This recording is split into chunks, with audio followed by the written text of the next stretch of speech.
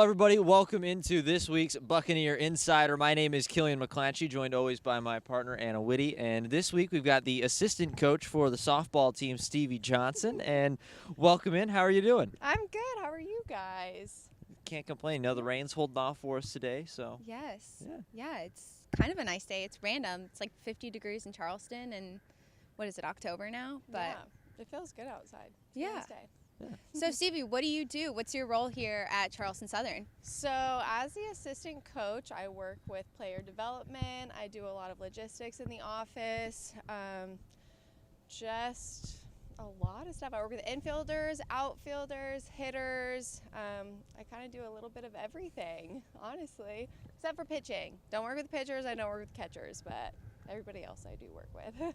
What's kind of your specialty, kind of your main thing that you focus on the most as a coach? So when I played here, I played infield and outfield. I came in as a second baseman, but I pretty much have the skills of everything. So honestly, Venus and I day to day kind of switch on and off with who we work with. So some days I work with the infielders, some days I work with the outfielders, and then we always work with the hitters every single day. So honestly, I don't have a specific specialty that I work with. I really just work with everybody on pretty much everything. Nice. Yeah. You get to touch a little bit of everything. Yes. That's cool. So, where are you from originally, and how did you find Charleston Southern?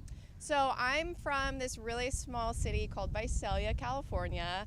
It's in the Central Valley, and honestly, I had never heard of Charleston Southern, ever. And I was at a showcase in Hemet, California, and my coach at the time, Coach Winkler, was recruiting there, and he honestly just came to our game because he had coached a player previously that my sisters actually played with. So he came to say hi to her dad, who was my coach at the time, and when he saw me, he wanted me to come here on a visit, and I was like, I've never heard of it, and my coach was like, oh, Shayla went there, and it's like a great place, like, you need to go check it out. And so when I came on an unofficial visit, I fell in love with Charleston. Again, never heard of the place, never been here, but I love Charleston because of the history. I'm a history major, so that was like a huge selling point for me, like going downtown, and just the area was absolutely beautiful. So that's how I found out about it. What about CSU? Obviously you played softball, and that was Yeah. a big part or a big reason why you came here. But what about CSU is, just this campus that kind of sold you? So when I was looking at schools originally, I knew I wanted a smaller environment anyway. I really wanted a close relationship with my professors, and I really just wanted this small knit vibe. And so when I came here and I realized how small it was, like, that was a huge selling point as well. And the campus is beautiful. Like, the reflection pond area especially was something that I was like, oh, this is like, I could get used to this. And, obviously, like, living on campus for the first 2 years and knowing that I could roll out of bed in 10 minutes and go to campus was really nice too. But I do like the smaller school setting personally. So you had a great career here. Were you into coaching? Did you know you wanted to get into coaching, and what made you stay? Okay, so I never knew I was going to be a coach, ever. After I graduated, I moved to Florida, and I was there for about a year and a half, and I missed softball so much. Like, I was so sad without it, and so I had reached out to my coach, and I just asked him, because I lived in Orlando, so I knew UCF was really close to me. And I said, is there any way, like, the coach, if I could even just volunteer and, like, go out even just a few days a week? He was like, well, why don't you come here and coach for me? I was like, okay. Like, again, never knew I was going to coach, but, like, yeah, sure, I'll give it a shot. So I came here, and he put me on, and then after he left, Venus kept me on, and then I've just been coaching since then, and it was not anything I ever intended on doing. So, yeah. What was the original plan once you graduated? So I was getting my master's at the time, and so I knew I wanted to continue on going to school because originally, history again, I was like, well, I want to be a history professor, so I still need to go to school. And so again, I was still getting my master's when I first started coaching. So my original plan was just to get my master's, get my PhD, and start teaching. That's kind of been put on hold, but it's a good hold. And yeah, so that was my original plan. So now that you guys still have a little bit before your season, I guess let's talk about how your season got cut short in 2020. Yeah. Take us through when you found out, what that looked like for you guys, and what your summers really looked like. So when, COVID started being really prevalent here in the U.S., we really didn't think that it would be this bad. We really thought that we would be going home for a few weeks and coming back and resuming our season. So we were just really shocked when it continued on for as long as it did. And then, right before we left and the Big South announced that, no more season, yeah, we were really shell-shocked and really upset, obviously, because we were about to start Big South. We had just gotten done with our preseason. We were really excited to start Big South.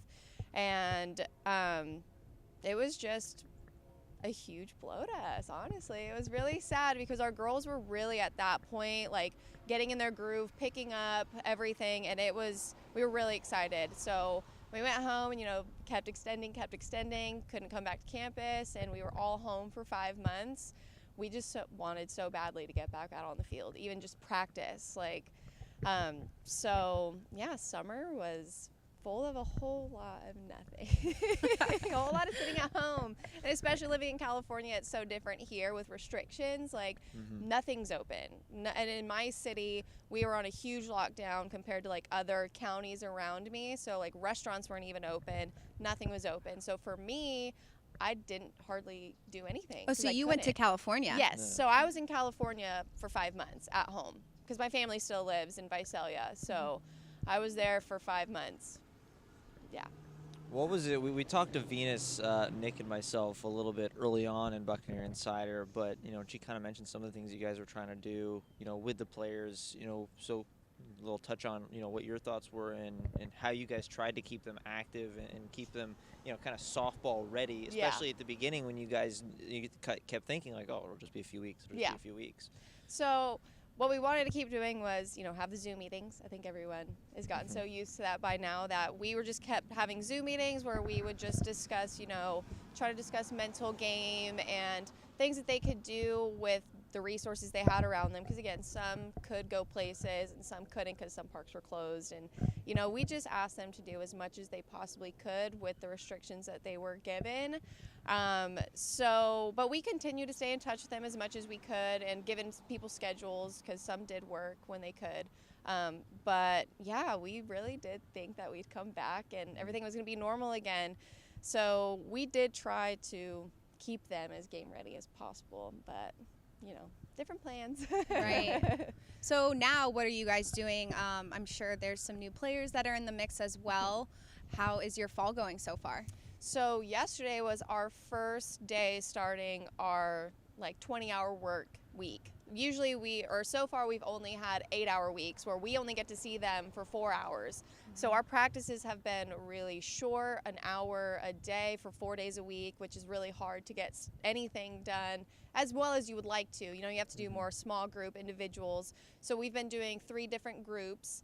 But yesterday we finally got to have everybody out at practice, and it was the best practice we've had because, again, we got to have everybody, and it was so exciting. So now that we are finally in our longer weeks, we're getting a lot more done. We're doing a lot more scrimmaging, live pitching. The girls are seeing, like I said, live hitting, live pitching. So we're getting to do a lot more as a team, which is great. I love having all the girls out here at once instead of just having small groups because it's just, again, you like to have them all together. The energy is so much better when everyone's together.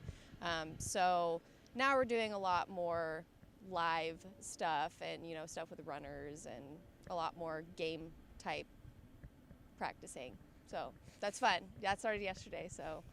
And that'll continue until we're done November 13th. So That's what I saw yesterday, that you guys were all finally able to get out here on the field as we are behind us. Unfortunately, we had the tarp over it. I know. Again, luckily the rain has held up, but yeah, we were hoping to be out there right behind the backstop for the interview today, but yeah, no tarp. But yeah, so now that you've got everybody there, what are kind of the main focuses for you guys going into this next spring? So our main focuses, like you said, are definitely game-like situations. So we do a lot of stuff with runners, a lot of pressure defense to, get the girls used to, like I said, game situations. So everything that we do, we try to make it as game-like as possible. Because like I said, when they're individuals, you can't have runners and you can't have like all of that, fast-paced stuff that you're used to during games. So we're, again, just doing as much live stuff as possible. Like today we're doing live counts. We'll do live counts Tuesdays, Thursdays, and we'll do a full scrimmage days every Saturday. So we'll have 2 separate teams and 2 separate dugouts. So it's as game-like as we can make it, since, again, we usually play 8 games during the fall, but we can't do that. So they just have to play each other every weekend, which is fine. But we just try to have them be as ready as they can be, given the situation that we're in. So, Right. yeah. And you also said you're involved in recruiting as well. What's that look like for you right now with COVID and everything? And what is that in general, like without COVID? So without COVID, during summer is our biggest recruiting period. And we also recruit in the fall as well. So usually we have tournaments and showcases that we go to right now. But with COVID, pretty much girls send us a lot of video if they have, because showcases are still going on, but Division I schools can't go to them. Other schools can, but we're not allowed to. So sometimes they'll put like their games on like an iPad live and you could watch that. Again, it's so hard to, really see really what's going on, but a lot of girls will send us videos. We have a lot of connections around here with just local teams who will keep us updated on their players, how they're doing. So that's kind of the only way we can recruit right now.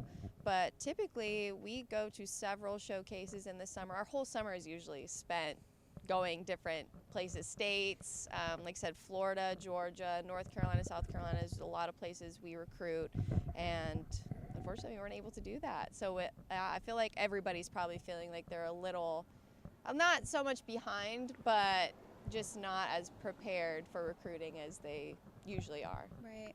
Yeah. You still get back and try to do a little hometown recruiting, look around Visalia at all? Last year, my plan was to go to a tournament when I was in California, but unfortunately, because of my sister's wedding, it just didn't work. So far, I have not been able to recruit in California yet, but I would absolutely love to, if I can, just knowing the tournaments that I used to play in and knowing the area. So that's the plan. And that was the plan over this summer, too, but couldn't do that, so. So what are some of the goals for you in coaching and still being involved in softball, long-term, short-term? So short-term goals, coaching is so different than playing. You get such a different perspective on how to communicate with players and how you're not only focused on yourself as you are as a player. You have to watch 22 plus girls and focus on them and give each one as much attention as you possibly can. So my focus and my goal is to always make sure that I'm able to, develop and help each player and see their strengths and see their weaknesses and what I can help, and to have a conversation and relationship with each player.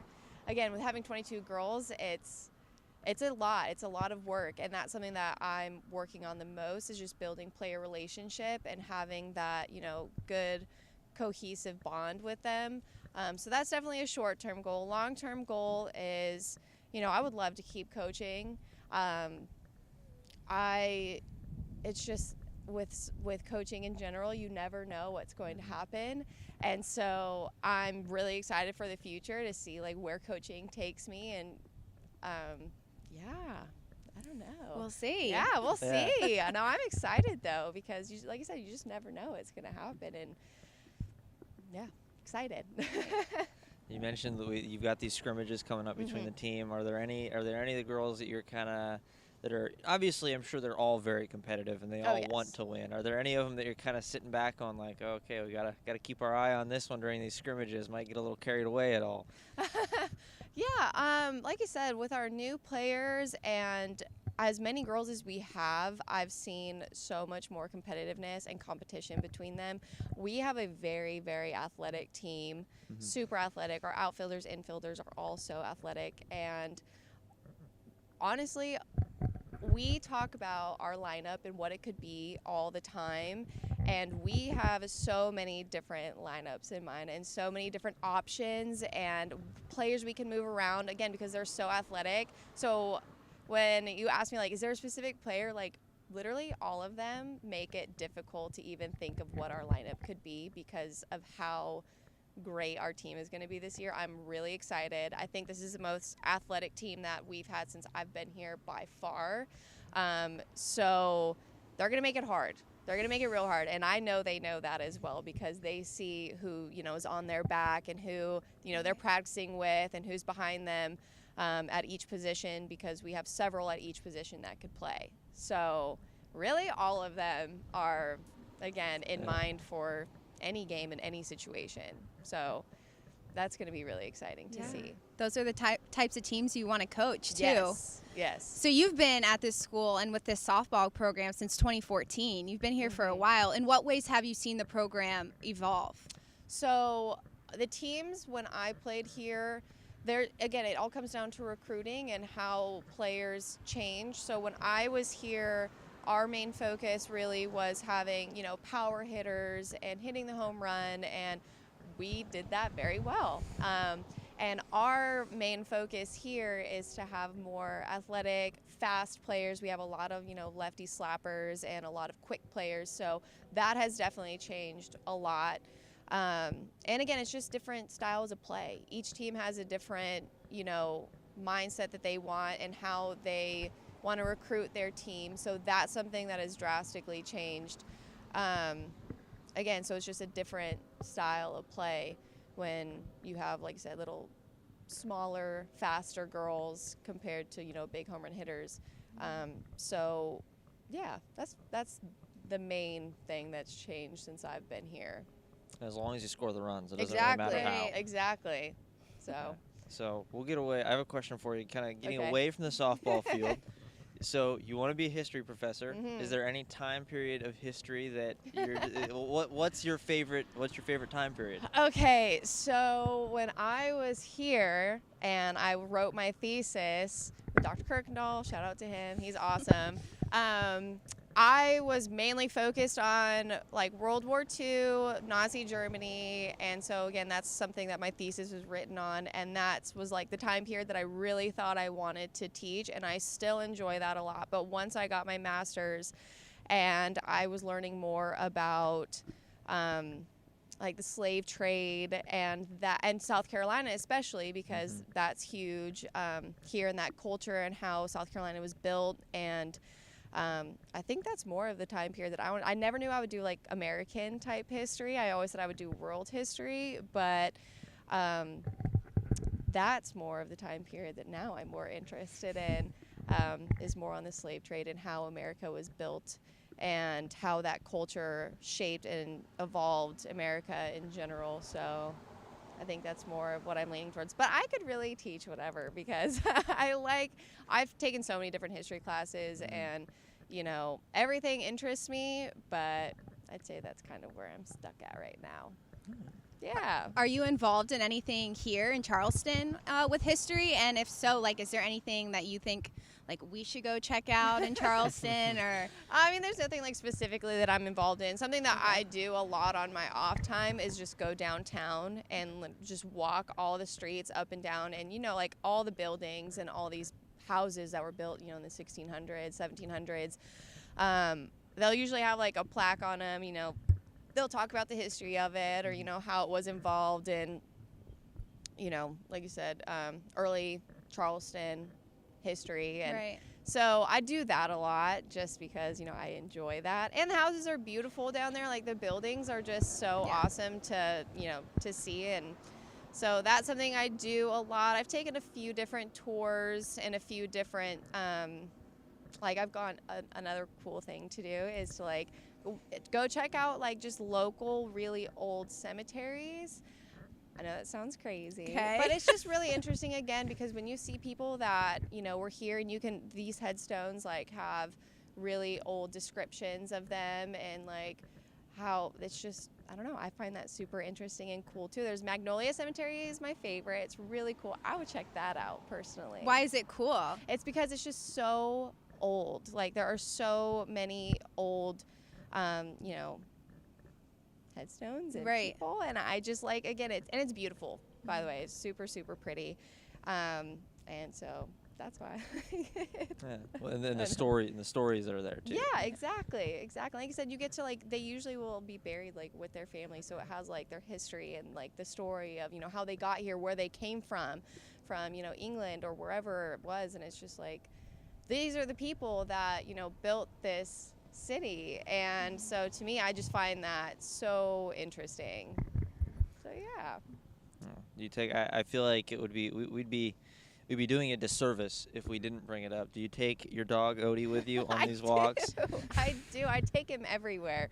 Anywhere I could possibly take him, I do. He's, you know, he's so small, it's just easy to transport him wherever, but Oaty goes everywhere with me. Except to these interviews. Yeah. I know, you guys, I'm sorry. I should have brought him, but I mean, he even goes recruiting with me. I take him on my recruiting trips, and he's a good selling point. I was these just. I was wondering. Does he- he sell? Yes, he does. These girls come up to him afterwards, and like they just want to like pet him, and I'm like, I know.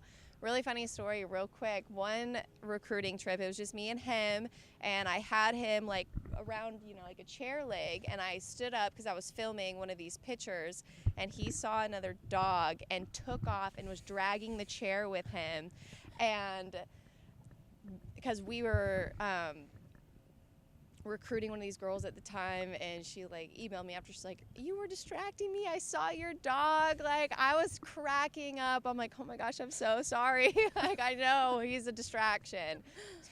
Super embarrassing, but really funny story.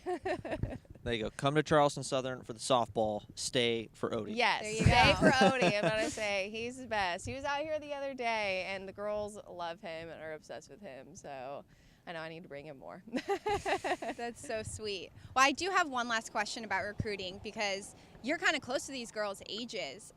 Do you find that as kind of like a selling point that you can relate to them and you've been in their shoes recently? Yeah, I do. It's really easy to connect with them, you know, especially when they have questions about, you know, playing here specifically and how, you know, the environment. I can easily relate to them on that aspect where I'm like, okay, well, if you have any questions about, you know, the classes, how things work around here, the school, you know, it's just a really easy conversation to have with them.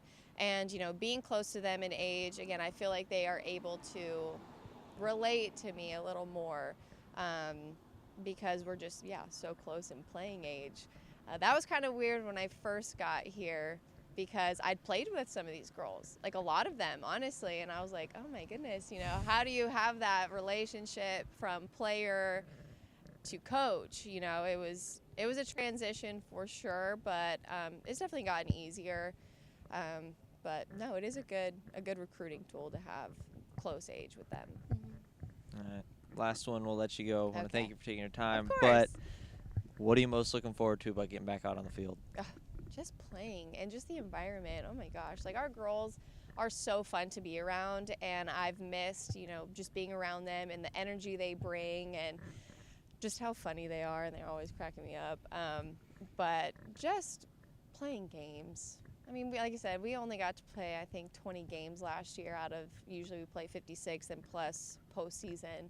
I'm just ready to play, honestly. And I know these girls are really ready to play too, since they got their season cut short. And I can't imagine from a player standpoint how that feels, you know, because I know it's from a coaching standpoint it was hard enough, but I know playing wise, like, I'd be really bummed out too. But really just excited to get back and play games, honestly. Yeah, I know we're excited to see him back out there, get the broadcast going back up, and Yeah. just see some softball back out here on the diamond. I know. Yeah. We're excited to have you guys out here. So Yes. thanks. Yeah. Awesome. Well, thank you again for your time. We course. appreciate it. Of course. Yeah, we really do. So, Killian McClatchy, Anna Whitty, thank you all for joining us. I want to say, and again, thank you to the assistant coach for the softball team, Stevie Johnson, for joining us. Of course. Thanks, guys.